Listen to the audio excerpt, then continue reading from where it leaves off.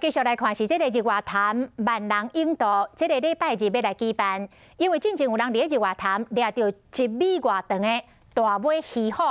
就惊这个鱼虎会人攻击。南投县政府甲清华大学合作，用电脑来掠这个鱼虎，目前已经掠出到6000尾，要来做研究，也毋过并无完全掠起来。 专家来提醒，参加引渡的这个民众，尽量莫去挖近有象翁的水岸边，因为鱼虎会伫迄个所在生卵。虽然目前并无鱼虎攻击人类的记录，也毋过若甲因检查到鱼虎，也是有可能会来发动攻击。大概都消灭了。这拢是鱼虎囝，是南投县政府伫日月潭店的一来鱼虎是外来种，要加上本土鱼啊。9月27日，有几万人要收过日月潭，为了免除大家对鱼虎有可能加人的顾虑，县政府用电的掠6000尾鱼虎囝，要掠转去做研究。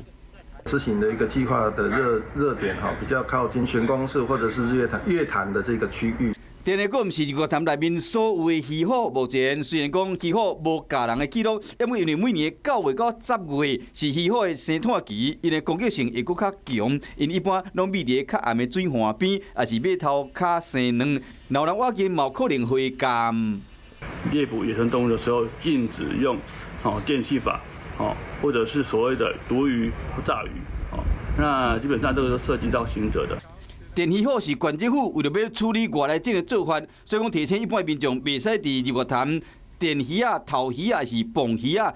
若无会犯着野生动物保育法。